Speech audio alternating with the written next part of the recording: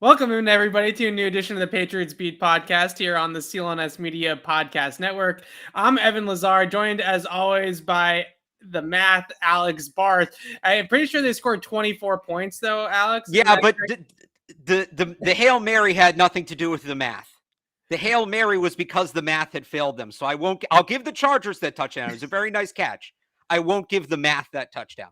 So you're giving the actual football people, the Patriots, the nod here over the Chargers. It's not me giving it to them. Is it? This was the score. This was the score until they went into Hail Mary defense. The Patriots did go for it on fourth down on the goal line, so I'm not exactly sure if they were anti-math this week. They were kind of pro-math. They threw the ball a little bit more. They went for it on fourth down. I don't know, Alex. I think that maybe Bill Belichick is actually listening to the nerds a little bit more. How do you feel about that?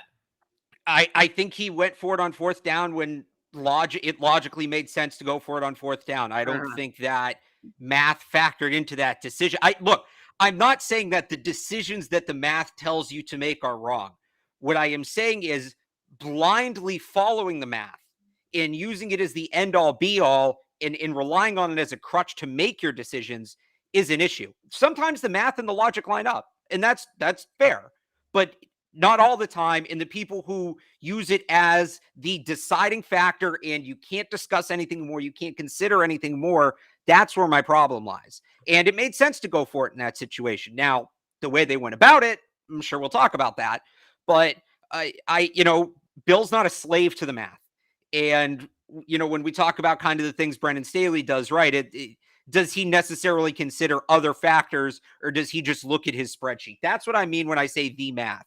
To me, the math is you look at the spreadsheet or you call up to the box or you have the people with the calculators and they make the decision and there's no discussion of, what package is how's the game been going? What's the momentum? What are the field conditions? What's this? What's that? That's kind of what I mean by it.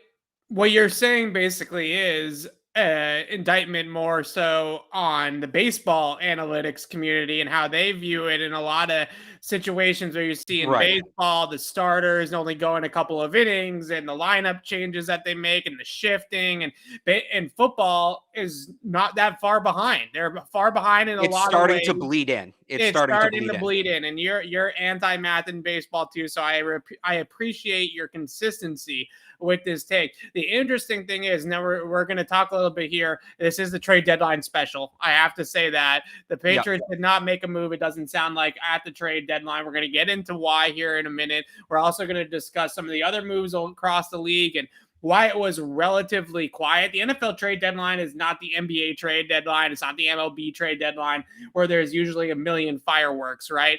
But the fact is that this was a quiet deadline, and we'll get into in a second why it was. But just to finish up this point about the math and all these situations, the Chargers actually punted the football on a few occasions where they've been normally going for it on fourth down, and they psyched themselves out a little bit playing the Patriots in that respect, that they didn't want to go for it and give the Patriots offense short fields, and they wanted to force Mac Jones to play the field position game and drive 80 yards on them and all that kind of stuff. And the guy that really put that strategy in a coffin was your boy Gunner, right? Gunner goes out there and he has 3 big returns, and that really made those punts that the Chargers didn't go for it on a couple of fourth downs where they normally would go for it. They punted it instead. Gunner returns it back 25 yards, and all of a sudden the field position game that they were trying to play goes out by the wayside. We have to really quickly off the top here, shout out our friends at com.com. You can use that promo code GARDEN and receive 40% off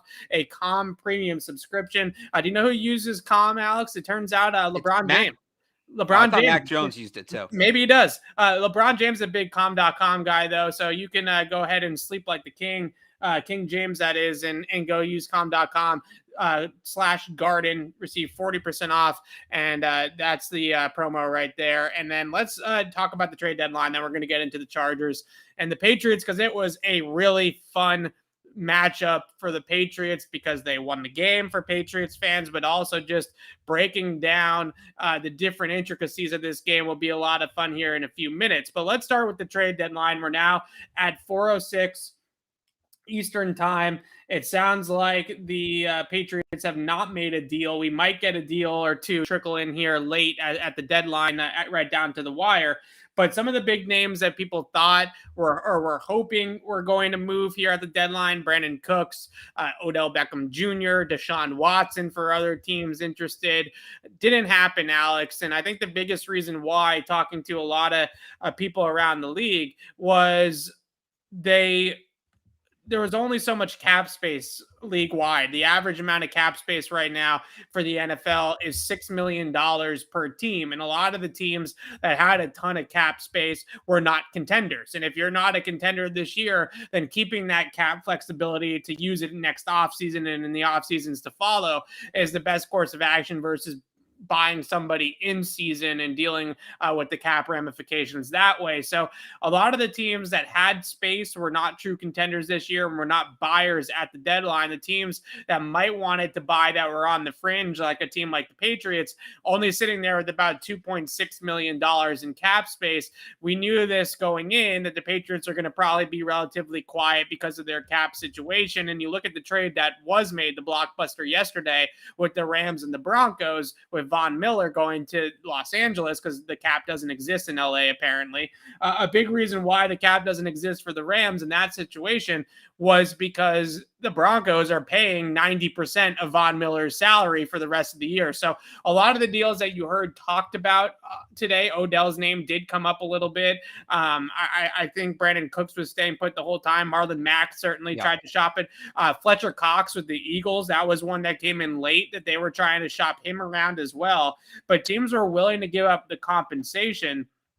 What they weren't willing to do was give up the compensation and take on the salary. If you wanted to make a Von Miller type of trade, that trade might have been on the table. But to get the compensation back and not have to pay any of the base salary for the player remaining of the season, that was where teams ran into some issues. And just, by the way, Adam Schefter just tweeted out a list of trades going back to Gilmore a couple weeks ago, but that kind of seems like a definitive, right? Like a finite, like we're done here. Yeah. If Schefter's not hearing of anything else, it probably didn't get done. Devin Smith did get cut by the Panthers. Another thing, I wonder if it slowed it down. And this is kind of a developing thing I figured we'd talk more about in the spring, but now is kind of a good moment to check in on it. If you remember during the draft last year, and just, right around the draft, we were talking about how those 2022 picks were so valuable because so many players elected to stay in college because of the pandemic in the spring of 2021. So you had a lighter draft class in 2021. It was like 300 fewer prospects overall. And all of those prospects are now pushed to 2022. So teams are hesitant to move those picks because a third round pick, a fourth round pick in 2022 is like a third round pick any other year. Well, what's been interesting on the college side of things this year is there's really no top end to this draft. Yeah. Right. I mean, Kayvon Thibodeau's the consensus number one. He's been inconsistent. We've been talking about hurt a lot off the air. Right. Just about how lackluster the top of the draft is this year. It's not just the quarterbacks. I mean, everybody's got hurt. Hamilton's been hurt. There's been guys that haven't been performing well. It's not just the quarterbacks. So I was wondering if maybe you'd see the value of those picks decrease. But what I wonder is when you have all of these guys that, you don't really have, I don't know how many of the guys in this draft are consensus top 20 right now. There'll be some that sort themselves out. Thibodeau will be a top 10 pick for sure. Yeah. But he might be number one overall at this rate. I would think right now he is, unless it shakes out where, it's a team that really wants Evan Neal.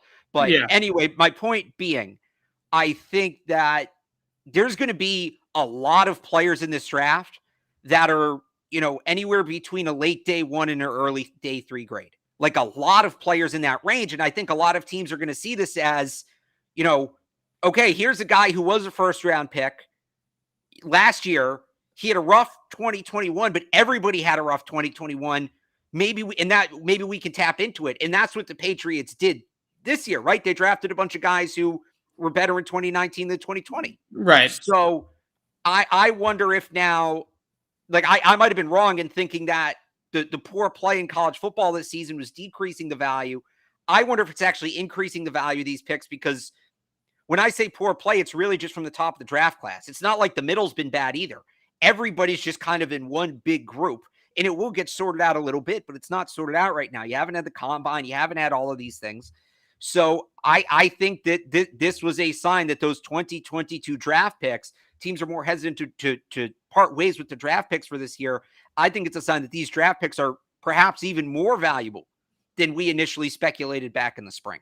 And not to let them off the hook, but if that is indeed the case league wide, then Stephon Gilmore for a 6th round pick in I think that's a 2023 pick, even, isn't it? Yeah, so that's outside of this. That's, yeah. Right. So I just wonder if the trade market for Stephon Gilmore was a little bit less hot than what the Patriots maybe wanted, just because of the value of those 2020 picks and the fact that Gilmore is not under contract and all that kind of stuff beyond this year. So the moves that were made. Lauren Varney Tardif here, just right down to the. Look at the Jets buying. The Jets. Look at the Jets winning one game and being buyers. Yeah, with the Chiefs, who probably shouldn't be trading decent offensive linemen, but that's besides the point. Charles Omenihu gets dealt to the 49ers. I actually thought Omenihu from Texas, Texans from Texas, I believe, right? He was a guy that I thought maybe the Patriots would have been interested back in the draft, one of those 3-4 tweeners, big, long, strong type of dude. He goes to the 49ers. Melvin Ingram to the Chiefs. Von Miller, as I mentioned, to the Rams. Mark Ingram to the Saints a couple of days ago. Joe Flacco to the Jets. We're starting to get into some of the deals that happened last week. Right, is this the Schefter list? Yeah, this is the Schefter list. Yeah, it goes back a little bit. Yeah, so a quiet day relatively league-wide. The Patriots, as we are now at 4:13 p.m., I think we can safely say the Patriots did not make a trade. So just initially... Yeah, Karen Gregan just confirmed. Yeah. No trades. What do we think about this? Because on the one hand, I actually don't mind it, because you look at the cap space that they currently have, $2.6 million in space, according to Miguel Pat's Cap on Twitter. And you also look at the fact that they're 4-4. They have a lot of new pieces on both sides of the football. This does feel like a year where it makes a lot of sense to just let's stay pat. Let's keep the flexibility we're going to have next offseason with the cap, with some of these big contracts coming off like Devin McCourty and Dante Hightower. And let's let it play out this year with the guys that we have, and then we can reassess where the holes are in the offseason. Yeah, let's not forget. I mean, this is a pretty typical NFL trade deadline. I think the last outside of the Von Miller move, I think the last couple of years we sort of got spoiled. Like you said, it's a different sport. If they made a move this year, it was going to be Isaiah Ford again. It was going to be a conditional 7th for a guy who may or may not play. Right. The kind of players they needed, right? The kind of players this team really needs aren't realistically gettable right now. Yeah. They'd have to, you're parting with more draft capital than you probably want to at this time of the year. You're paying a guy more, whatever. The situation just wasn't there because, the spots where they need players, other teams need those players. What they really needed was depth. If they were going to make a move, to me, it was add a body in the secondary, add a body at running back. Any player they traded for, again, I'll go back to the secondary because that's where I was really looking. They signed Sean Davis 2 weeks ago. Yeah. And he's on the practice squad, and we'll see if he gets elevated. But to me, they weren't going to go above Sean Davis. Like, I don't know that a guy above that stature, or Brian Poole for that, or Brian Poole would be another good point. So, yeah, I don't know that a guy above that stature was realistically gettable for them.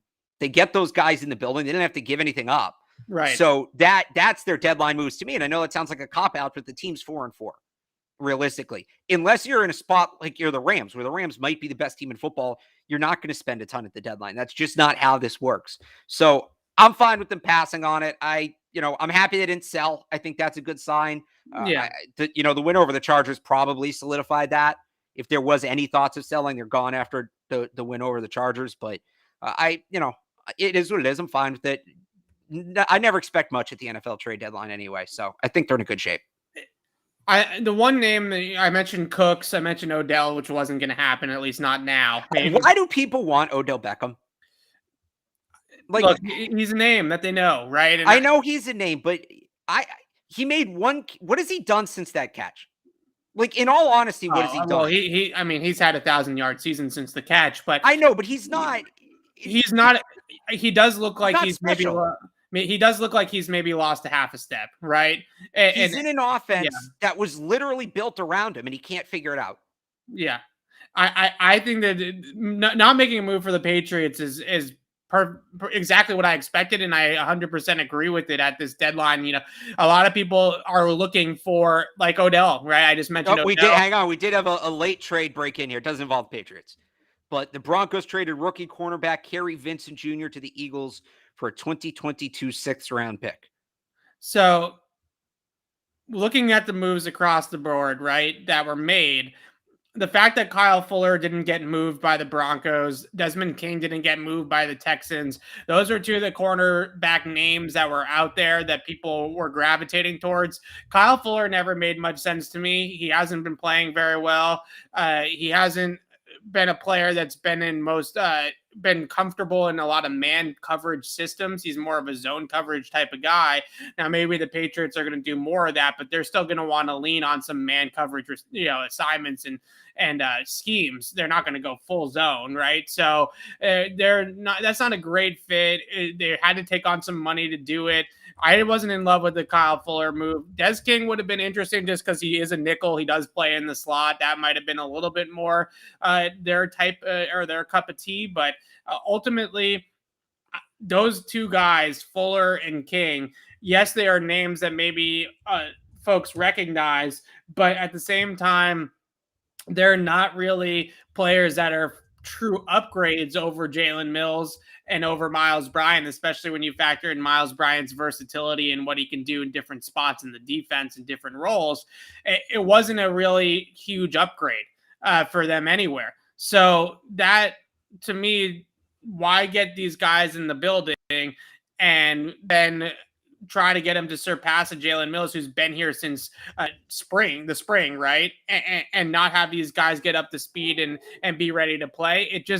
It seems like they were going to make lateral moves at the deadline. Right. They were, and you don't want to force those. Right. And the only one that I would not necessarily second guess, but just think about is running back, right? If they could have gotten a Marlon Mack in here, if they could have gotten a Rex Burkhead or just somebody else that could carry the football, because you do look at that position and not only are they a little bit thin now, but they're also Damian Harris injury away from being in serious trouble at that spot. So maybe a running back would have made more sense if there was a guy that in a trade that could have been available. But it seems to me like that wasn't presented to them because nobody moved. Marlon Mack didn't move, right? He wasn't dealt. So, and let's not forget, I mean, they've had opportunities to add running backs here.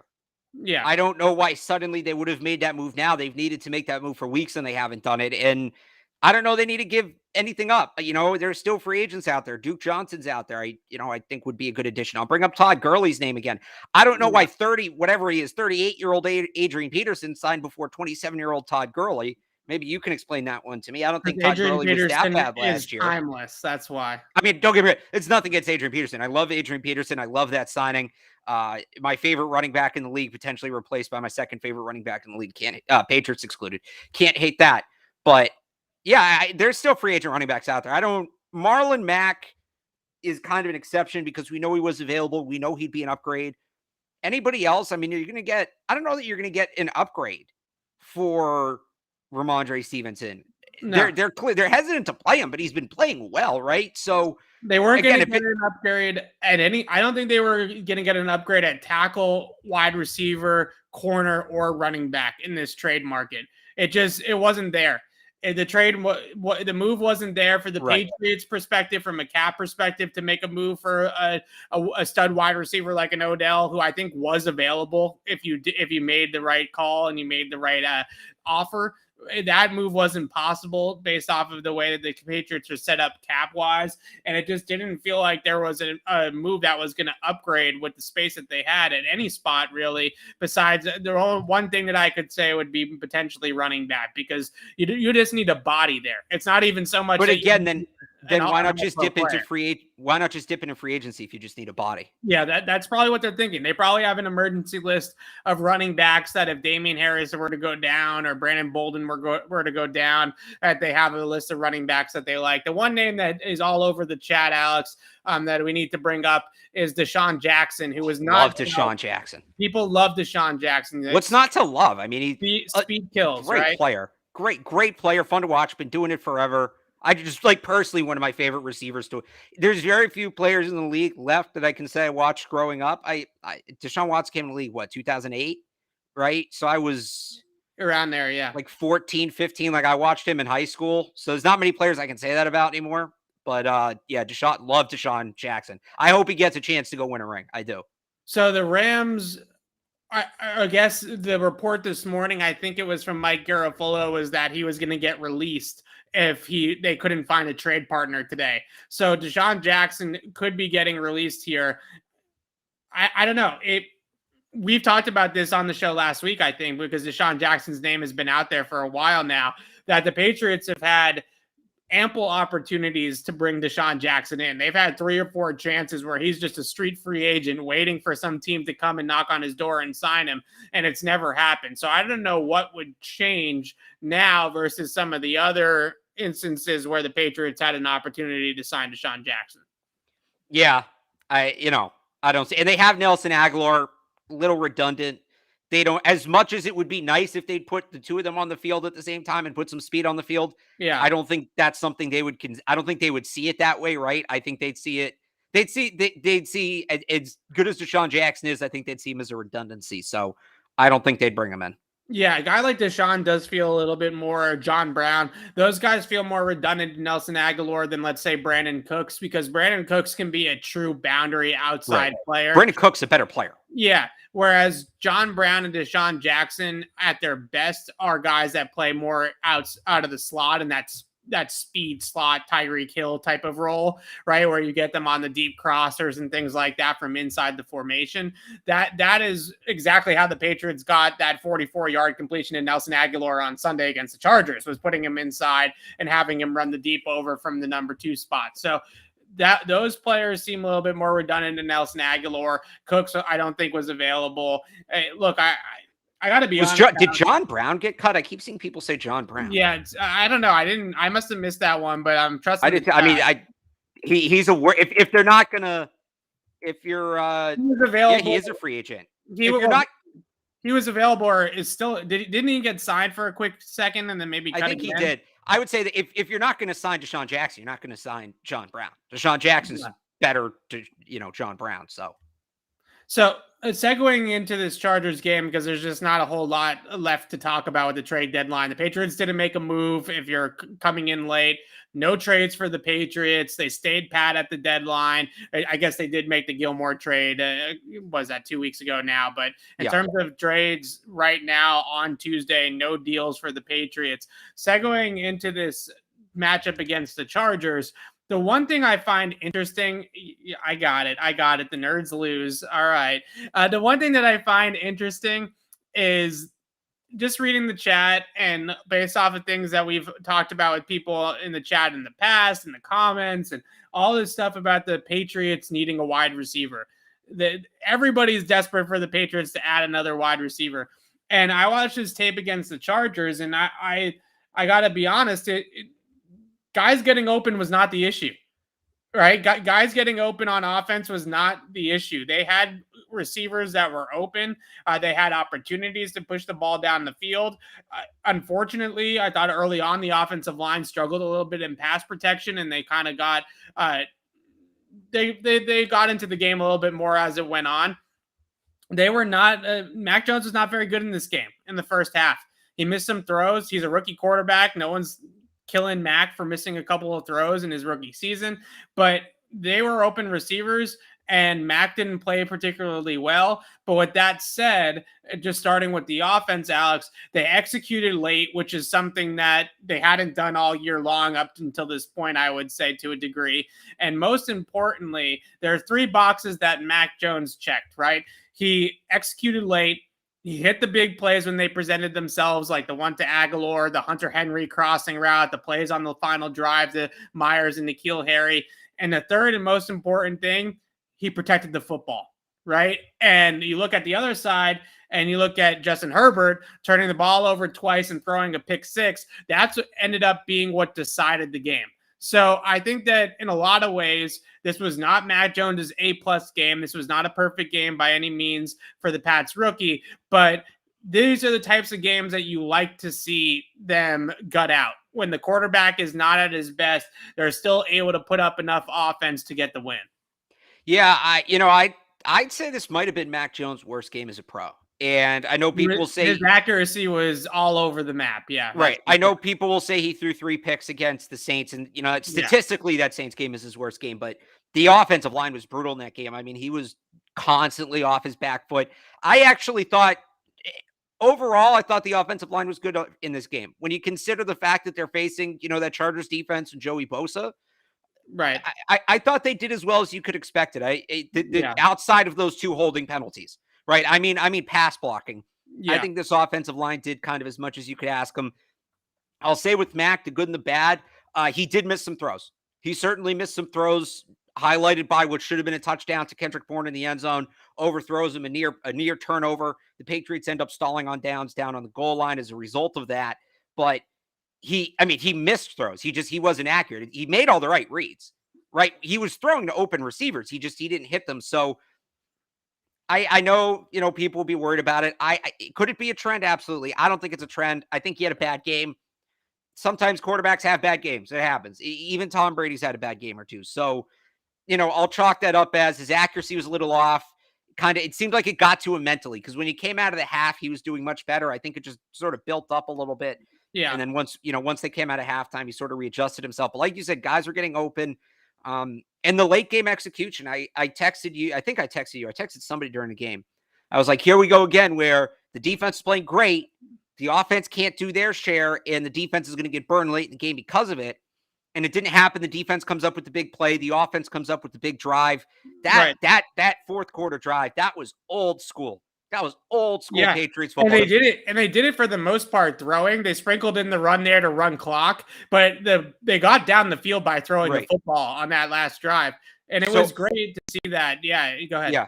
No, so I was going to it was, pants started coming off during that drive. No, I'll give you one really good example of something on that drive you mentioned, throwing the ball, and just something, the overall picture of this season, right? When we talk about growth and how is this team going to grow and how is this team going to learn? And this is a developmental season. If you remember, it was the third down on that drive, and I have the playlist here in front of me. I want to pull the exact play up because I want to get these numbers right because it's worth the credit. So with 3.5 minutes to go, they have a 3rd and 1 on the Chargers 13. This is on that drive that killed 6 minutes late in the game, right? Yeah. 3rd and 1, 3 minutes to go. They roll Mac out to the right. Yeah. They play action. Everybody else goes to the left. They roll Mac to the right with just Jacoby Myers in the flat. Mac hits him, gets down and bounds, first down. Boom. After that play, the Chargers take their first time out. The Patriots are able to run 3 more plays, kick the field goal. So what happens if that pass is incomplete, right? The Chargers get the ball back. They have all 3 timeouts left and about 3 minutes to go. It's not a bad situation for them. Down 1 score or down 2 scores, but 3 minutes, all their timeouts. Because they did that pass, the Chargers have to burn all 3 timeouts, and the Patriots take another minute off the clock. So instead of 3 timeouts and 3 minutes to go, it's no timeouts and 2.5 minutes to go. Huge difference. The other reason that play stood out to me is, and I can't remember what game it was. I tried to go back and look. I want to say it was the Saints game, but it might have been the Bucs. They ran that same play in a similar situation. I think they were down, but it was late in the game. It was a 1-score game. They had a 3rd and short down near the end zone, and they needed to pick it up. And Mac rolled right. And remember, he overthrew Jacoby Myers. It goes off Myers' hands. It got picked off, and I think it was a pick 6. Do you remember the interception I'm talking about? Like, I can't remember the game, but they ran that same play earlier. So no, they ran the play against Miami in week 1. Was it Miami? Okay. Yeah, it wasn't a pick. He missed them. He Mac threw it a little bit, errant, and Jacoby Myers dropped it, and they ended up having to kick the field goal. Yeah. No, because it was late. Was that might have been before the Damian Harris fumble? That might have been on that drive. It was they had yes, it was this. It was the second to last drive of the game against Miami, not the Damian Harris drive, but the drive before that. And they ended up having to kick a field goal. Right. And so the point, the point being that that's a play they couldn't make earlier this year, and now they've made it, and that's growth, and that's what you want to see. That's encouraging.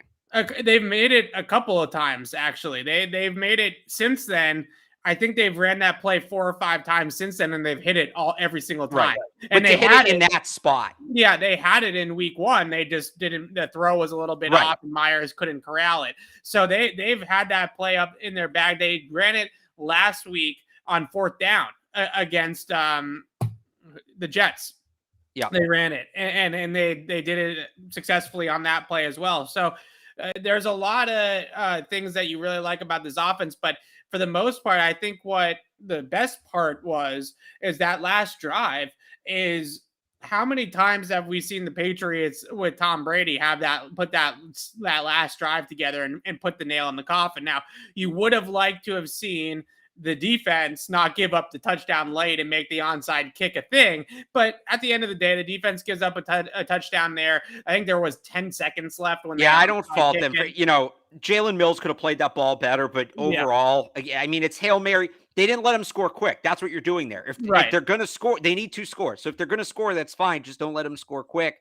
It's situational football. You're right. Ideally, you don't want to give up the touchdown. But I think with the defense, and because I want to come back on this, because I ripped them for this after the Cowboys game, and I want to be fair. You remember after the Cowboys game, I was play disparity, right?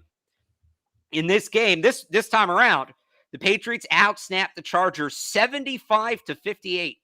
Yeah. 35 minutes of time of possession, 75-58. And you could see it late. That Chargers defense was gassed. And that's a big part of the reason that last drive worked. That's the blueprint right there. That's what this team needs to do. That was beautiful to see.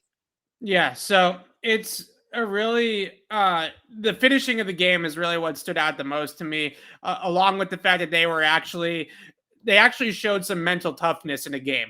For the first time in a long time, they didn't have everything go right, because I think a lot of the Patriots teams over the last or a lot of games for the Patriots over the last 2 years, I should put it that way, that red zone sequence in the second quarter where they only get 3 points on 2 red zone inside the 10 drives, right? They get down to the Los Angeles 1 yard line the first time, and then they get down to the LAC 6 the second time. That probably would have buried a lot of Patriots teams in the past. I think what would have buried a lot of Patriots teams in the past too was the big plays, right? The 75-yard run, the opening drive touchdown, these things that tend to just snowball on this team a little bit. This team was resilient. This team fought back. This team stayed in the game and was competitive throughout the game. And they were able to overcome a lot of mistakes. They were able to overcome their quarterback not playing his best game. They were able to overcome some big plays they allowed on defense. They were able to overcome a fumble by Kendrick Bourne in scoring territory, 2 red zone drives that net 3 points. Those are all things that went wrong. And this team, in the past, their margin for error has been so thin that they haven't been able to recover from those types of mistakes and those types of sequences. So the fact that they were able to do that and show some mental toughness and show some fortitude to be able to come back and bounce back from some of these things and win the football game, that is what winning teams do. And the other thing that winning teams do is what I was mentioning about Mac.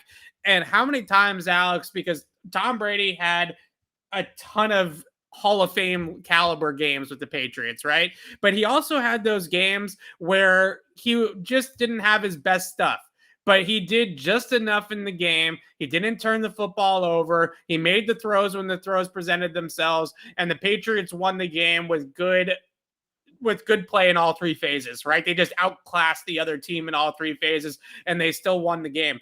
They have to be able to win those types of games. Mac Jones is not going to throw for 300 plus yards and 3 TDs every single week. They have to be able to win some of these games where their quarterback and their passing game isn't great. And that was another good sign, I thought, that they had their C+ stuff on Sunday and they beat a really good Chargers team anyways.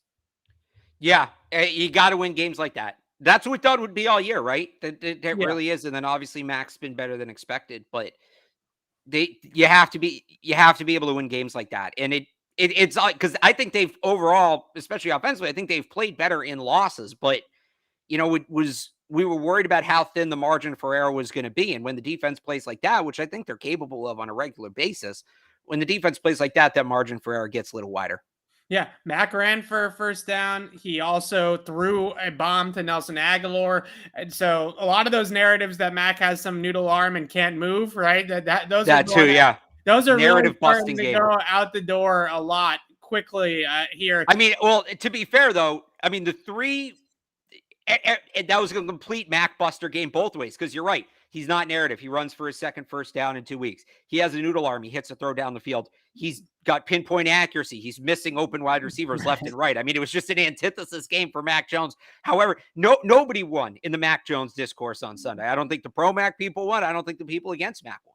It was an odd game. I think the pro Mac people won because as a pro Mac person, in my opinion, I thought Charles Davis on the broadcast summed it up perfectly, right? He said an ace pitcher in baseball, sometimes you throw a perfect game and sometimes you don't have your best stuff, but you have to gut it out, right? And you have to get through 6 innings. You have to give up the 3 runs and put your team into a position to win. And that's exactly what Mac Jones did. He gutted it out. I guess, yeah, I should rephrase that. Not the pro Mac people didn't win, but Mac didn't necessarily do all the things that he didn't do well in the areas of his game that have been hyped up, I would say. It was finding other ways to win, which is in itself a positive.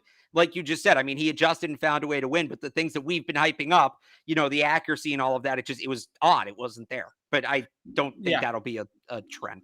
2 more things on the offense, just to wrap up on Mac Jones. The one thing that I have noticed about him mechanically is his base and his footwork are so important to his accuracy. And if you watch the throw to Kendrick Bourne on the goal line where he had Bourne open for the touchdown on the return route, he throws from a very narrow base and he doesn't really step into the throw and the ball sails on him. He talked about this on the radio a few weeks ago where he said that I wasn't stepping into my short throws and that was causing the ball to come out inaccurately. That's something that I've noticed consistently that he needs to fix with his mechanics is Mac needs to step into the throw.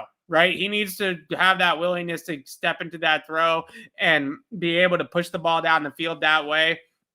So the fact that that just keeps popping up is it's a good thing that he's identified it. Hopefully he cleans that up because he had Bourne for a walk-in touchdown on that return route out of the stack alignment. Right. They beat the rules perfectly of the coverage. They had him wide open, walk right in.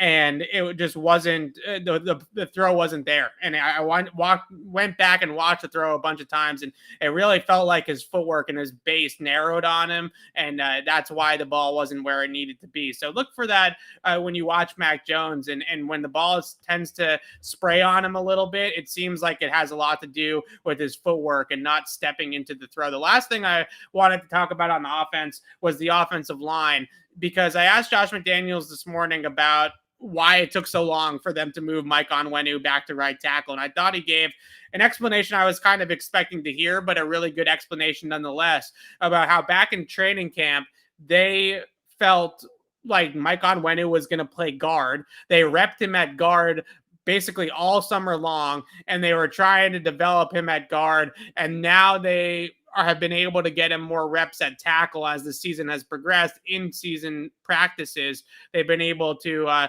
get him more reps at tackle, and now they've made the switch.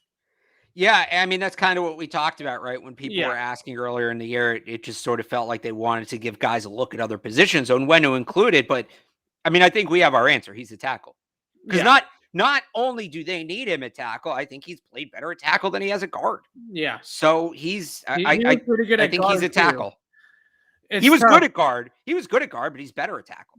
Yeah, it's tough because just from a value standpoint, now getting into the nerd language here. I'm fine using that. Are you going to talk about it in terms of like team building? Because I'm talking about it as in, if Mike Onwenu is, I don't want to I don't want to put any expectations on, but if he's a very good right tackle in the NFL, that is more valuable than Mike Onwenu being a very good left guard in the NFL, just from a team building perspective. And then you can go into next offseason. You have Isaiah Wynn on his 5th-year option at left tackle. Maybe you draft another tackle early to compete with Isaiah Wynn in camp, or maybe take the mantle from Isaiah Wynn after next year and you reset at that position. But if you have Mike Onwenu as your right tackle for now and for the future, that is one big spot on the offensive line. That's now the 3 most important spots on the offensive line are both tackles in the center, right? Those are the 3 most important spots.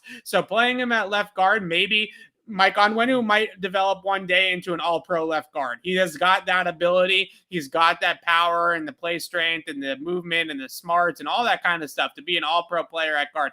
Maybe he's not an all-pro tackle, but he's a very, very good tackle, and that might be more valuable from a team-building perspective. Yeah, I still think he's a better tackle. I still, just from what I've seen, they help him out more at tackle, so it's hard to say. Okay, fair enough. But they chipped Joey Bosa a whole lot in this game. And I'm not saying that that's good coaching, right? That's not a bad thing. It's not like they went into the game and said, "Oh man, Mike Onwenu versus Joey Bosa is such a huge mismatch that we need to give Onwenu help." They just didn't want Bosa to take over the game, so they did the right thing and they made sure that he got some extra attention. I just think, like you said, to just be locked in at right tackle is a good spot to be. Yeah. So I would leave him over there, and I guess we'll see what happens when Trent Brown comes back. But I'm also not opposed to the idea that Isaiah Wynn's expendable next offseason in the trade. So, that doesn't happen if you don't have Onwenu at right tackle. So we will see. But yeah, I think he should stay out there for the time being. I get the whole practice reps thing, and I understand that they felt that Onwenu was more of a guard than the tackle, and I got Josh McDaniels' explanation 100%, right? I thought what he said made total sense, but at the same time, Onwenu had how many starts at right tackle last year? I have to look it up. It had to be in the double digits, right? I mean, it's all but one, right? So how many reps in practice did he really need to be able to kick back out there? Like, he was playing out there all last year. It's not like he has a position he's never played before. Well, let's not forget, too, the other weird thing about that explanation, and I'm pulling that number up for you, Evan, right here. But yeah, the other weird thing about that explanation, remember when we were all so surprised last year that Michael Onwenu started at tackle because he only played guard in camp? Right. And he only played guard at Michigan. He was a guard. Right. So, but my point is, clearly last year, their approach to the offensive line this year and last year have been complete opposites. Yeah. We talked about this before with the alignment. Last year, they're harping on, you got to get the best 5 guys. Right. You move players around out of position, best 5 guys. This year, they're hesitant to move players out of position. Last year, Michael Onwenu doesn't play any tackle in camp, and then he's rotating in at right tackle week 1. He's playing 50% of the snaps at right tackle week 1. And then this year, it's where he worked at camp. We can't move him because he didn't get the snaps there at camp. So it's polar opposite. And I don't know what the difference is, right? Scar wasn't here either year. Yeah. So maybe it's Cole Popovich. Maybe it's losing Cole Popovich, but did Cole Popovich really have that much say? Were him and Carmen Bursillo that opposites in the room? I don't think so. I think that the decisions of who plays and who doesn't play on the offense are up to Josh McDaniels and Bill Belichick. I agree with you. So it's been a complete 180 from the way they approached the offensive line last year. Now it's starting to kind of level out, but early on in that season, it was weird. It was just weird. Yeah, it's very interesting, but now they've got it right, and it feels like that group is going to build continuity as we move forward and get better and better and be able to steady the ship there. They've steadied the ship already over the last 2 weeks. I know one of them was against the Jets, but last week, statistically speaking, Mac Jones only under pressure, I believe the number was 26% of the time. So that'll get it done. Whenever you have a quarterback that's a pocket quarterback like Mac that has a relatively quick time to release, you want to be under 30% pressure rate, right? Somewhere under 30% will do. And the Patriots have been there 2 straight weeks. They didn't run the ball quite as effectively. You did mention the holding calls that called back 2 big runs. So that hurt their statistics a lot as well, but that's on the O-line. You can't hold. So, there are some things to be said about this offensive line stabilizing. I don't think it's 100% there yet. It's not perfect.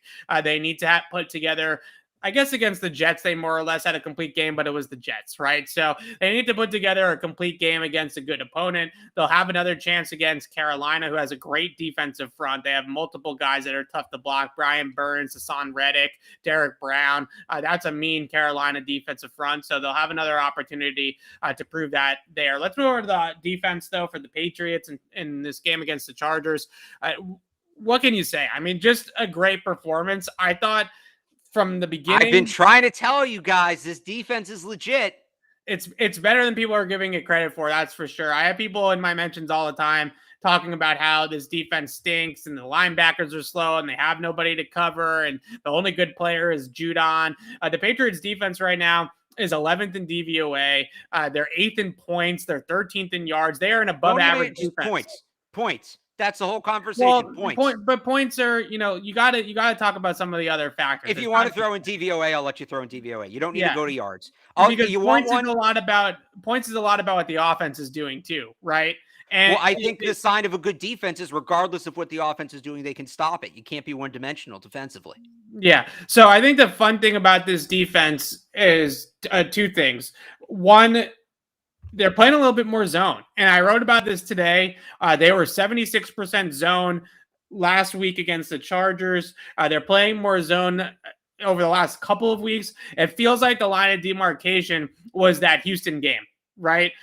They get shredded by Davis Mills in man coverage. Davis Mills goes out there and picks apart their man coverage system. And since that point, they've been a majority of the snaps that they've played since week 5 have been in zone coverage. This is now going on 3 straight games now. Now, a lot of the Patriots zone principles are match zones, right? Where they're playing man-to-man on vertical routes. So it's kind of a little bit of both. It's man or right. it's man and zone. So there's some elements to it that are still very man heavy and they leverage routes in a similar way. But at the same time, more zone, early downs, more spot drop, third down, more pattern match type stuff. But you look at this team, and this is what I wrote on CLNS this morning. You look at the personnel in the secondary and the 5 guys that I'll get to J.C. Jackson in a second, but the safeties, right? Duggar, Phillips, McCourty, Miles Bryant in the slot, and Jalen Mills at outside corner. Those 5 guys. What the one thing that I can probably say is the best attribute for all 5 of those guys is versatility.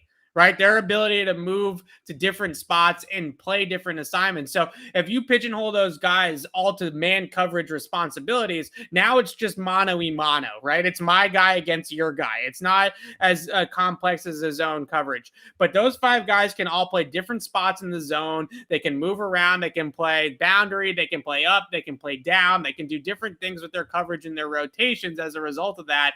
And then you have your best player in the secondary being J.C. Jackson. And although he's a very good press man corner, I would say J.C. Jackson's best attribute is his ball hawking ability. So another reason to play more zone, right? Because now he has the eyes on the football and he's able to go out there and ball hawk. So your best player in the secondary is a ball hawk. That speaks to zone coverage. Your other 5 guys that you're going to play the most are versatile players that can move around and play different spots. That speaks to more zone coverage. And then you start to talk about the front and Matt Judon and Christian Barmore and the fact that they can actually get home with 4 guys in the pass rush. That's also zone coverage, right? So you have a lot of things pointing towards this defensive personnel for the Patriots probably being a better zone coverage team than a man coverage team at this point. Yeah, I'd agree. Again, it's blurry, like you said, with some of the match stuff they're doing. Like it still feels like J.C. Jackson's playing. I know he's in zone. It still feels like he's playing man, but yeah. I'll just throw out some other numbers. Just the overall defensive performance. You talked about the coverage, but just some things I want to highlight. Chargers came in top 5 team on third down in the league, right around 50%. Patriots held them to 4 of 12. Yeah, they Patriots were great on third down. Patriots committed no penalties on defense in this game. Yeah. They get a couple of big turnovers there. I mentioned the play disparity, the time of possession. The defense was getting off the field. They weren't giving the Chargers extra chances. They got off the field when they had the chances. They even got off the field sometimes when they didn't have the chance with the interceptions. Just an excellent performance from the defense. One other number I want to put out there. So when we did the show last week, I talked about how the Patriots hit Herbert 11 times last year, and I thought that was a big part of it and getting his face. They hit him 6 times, which is not an insignificant number, but the real one that stood out to me was passes deflected. They got their hands on 8 passes. Oh, wow. I didn't realize it was that much. Yeah. Well, so and the reason it maybe didn't, so that includes interceptions. So 6 batted down, 2 picks. Part of the reason it didn't seem like it is that number. People think of, PBUs, they think of defensive backs. Right. But, so I'm going to go through it right here. Dietrich Wise had a pass breakup, a really nice pass breakup. Yep. Kyle Van Noy had a pass breakup. They were getting to the ball at the line of scrimmage too. And what that can be a symptom of, right, when you see that many pass breakups in a game, when a quarterback gets that many passes knocked down at both levels, what that tells me is just his timing wasn't there. And even if it's just a little bit off, and this is what we talked about on Thursday. I know I was saying it all week. They just got to get him happy feet in the pocket. You don't want to chase him because you don't want him scrambling, but you don't want him to just sit there either. You want to move him off his spot just enough. And I think they did an excellent job of finding that balance. And that's a tough balance. But I think they did an excellent job of finding that balance where he had to keep his feet moving. He was constantly having to readjust, and it was throwing things off. But at the same time, he wasn't given the opportunities to scramble and extend plays. Yeah, so they were in their bag defensively from a schematic standpoint for multiple reasons. The back end was very multiple rotations, man match, zone match, things like that. But in the front end, and one of the things that just continues to stand out about this Belichick scheme and how good they are the simulated pressures. So what they were doing to get Barmore and Matt Judon one-on-one on the pass rush was they were putting 4, 5, 6 guys up on the line of scrimmage and then getting the Charger line to slide protection one way or the other, mostly away from Judon and Barmore. And then they were backing those guys off the line into coverage, but the one-on-ones were still presented to themselves, right? They were still there for the Patriots. And you look at Judon, who had 10 quarterback pressures and was just absolutely ridiculous in this game. Barmore was really good too. I thought PFF was a little bit low on the pressure number, but PFF can get the hell out of here with the way they're grading Christian Barmore. I mean, I'm sorry. I've already tried to argue with them about the Christian Barmore stuff. He might be the ultimate eye test player, which frankly makes me love him even more than I already did. But yeah, and he finally got his half a sack this week, and I'm happy for him. I mean, he's earned it, but he is just constantly go back and watch. It feels like once a drive at least. And I'm not talking about in this game. I'm talking about all season where he is out of his stance and into the offensive lineman's frame before the offensive lineman can get up into position. Yeah. And there's other defensive linemen in the league that are that fast, but there's maybe only 2 or 3 who are that fast and that big. 6'6", listed 310, probably 320, 325. I mean, he is constantly against the run, against the pass. Again, you'll find once per drive all season where because the pocket normally looks like this. Okay, if the quarterback's back here, the pocket normally looks like this. At least once per drive, that pocket becomes a little bit concave. And why is it getting pressed from the middle? It's Christian Barmore. He's been absolutely outstanding. I mean, talk about just. I know we got a long way to go. It's just 8 games, but if he can stay healthy and he can keep playing like this, that's a hell of a draft pick. That is a hell of a draft pick. Yeah, there was a 3rd down play in this game right on the goal line. The Chargers were way backed up on the goal line. It was after the 4th down red zone fail by the Patriots in the 2nd quarter. And what New England did was they put 4 guys up on the left side of the offensive line, and they caused the Chargers to slide the protection towards the left to account for the 4 guys that were standing up. There was Collins, there was Van Noy, Adrian Phillips.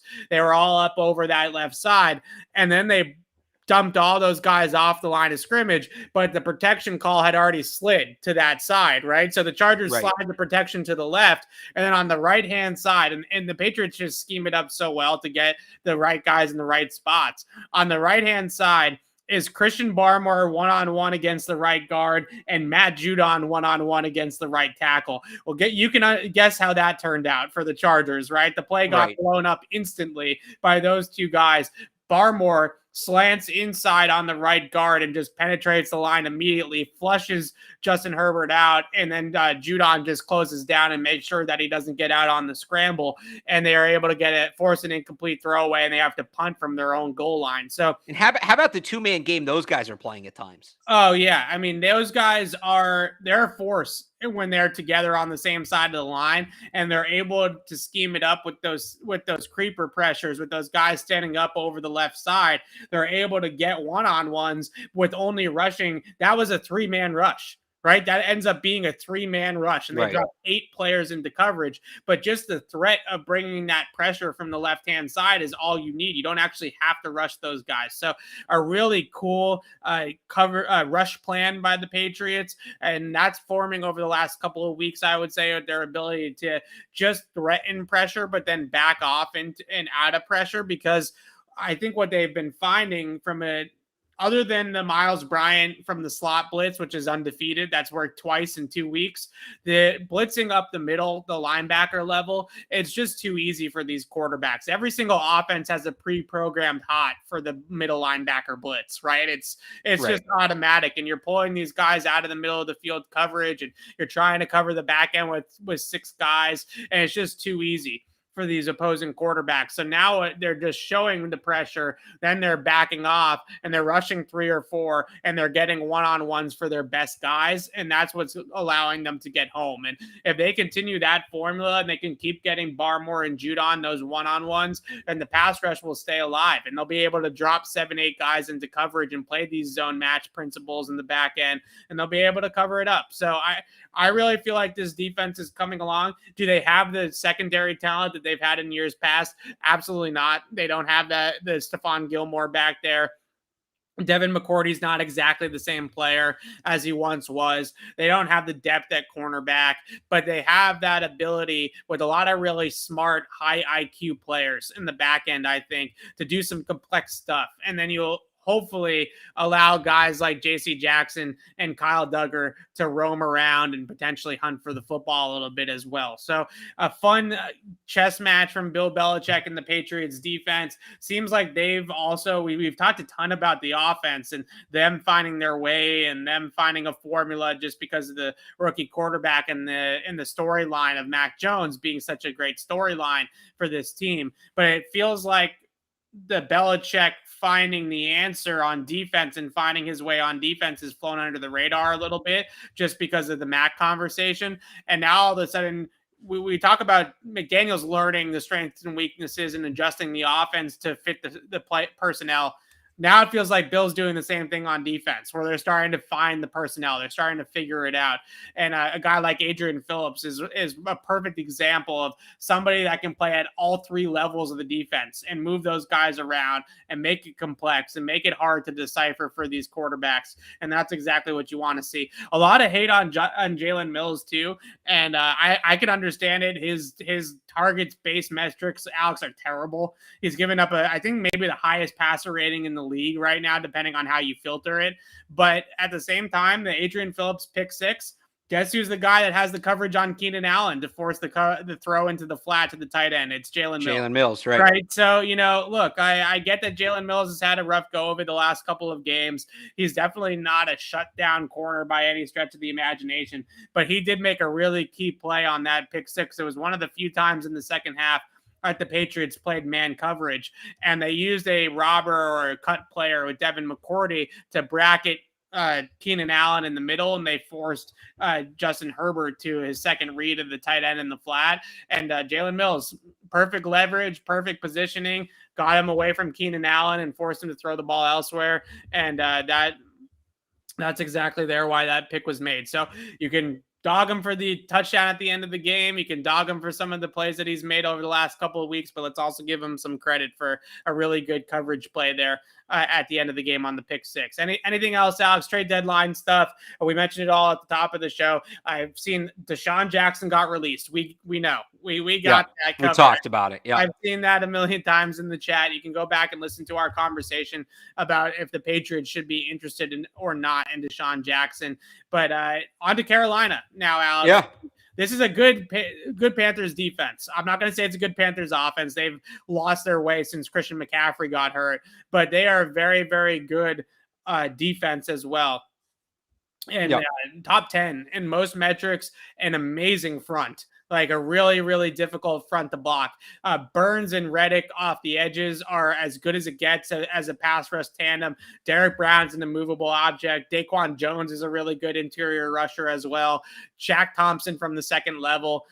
That's going to be a tough team to block, right? They're going to have to bring their hard hats on Sunday for that front.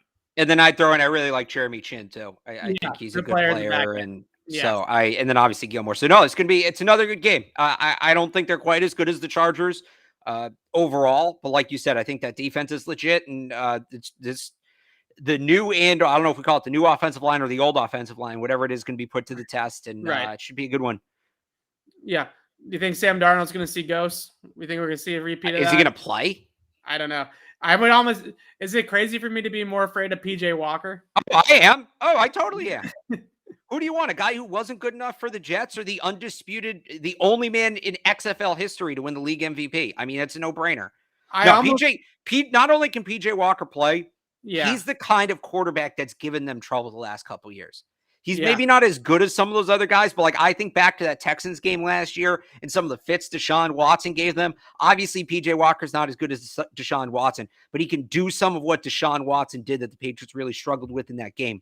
The Patriots, they face Darnold twice a year. They have the book on Darnold. They know what they need to do. That's how I feel about it too. Right. PJ Walker's a bit of another animal. I don't know. I don't feel great. I mean, Darnold can move a little bit, right? But PJ Walker's way more athletic, and you don't know as much about PJ Walker. They have institutional knowledge of Sam Darnold. They've played him so many times. They can run so many different things against him, whether they want to try to throw zero blitzes at him again or play coverage, all these types of things, right? They know the book on Sam Darnold. And especially when you look at this offense without a real rushing threat and without a threat out of the backfield in Christian McCaffrey, their entire offense in the first couple weeks of the season, they played pretty well, this offense, right? And I was singing the praises of Joe Brady. There's a lot of crossover tape there with the Patriots playing the NFC South, and they looked pretty good for the first couple of weeks when Christian McCaffrey was healthy. Now Christian McCaffrey's gone out, and their whole offense is tanked. So for the running backs don't matter crowd, I know I'm supposed to be in that school of thought, Alex.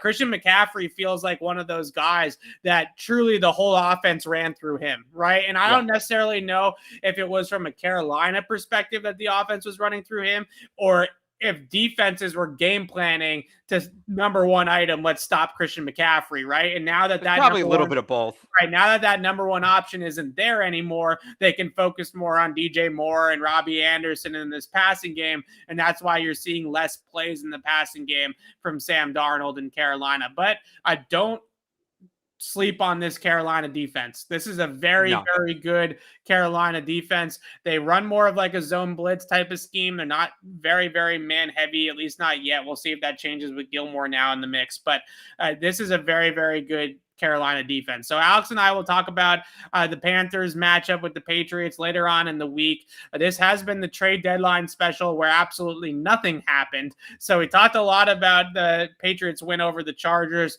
If you want to listen to the first half of the show, that's when we go over a lot of the things about the trade deadline and why the Patriots didn't make a move, some of the moves that are still left out on the board, like Desean Jackson getting released. So rewind to about the first 25 minutes or so to hear that. But until next time, signing off for Alex Barth, I'm Evan Lazar. Thanks for watching, everybody. The math loses.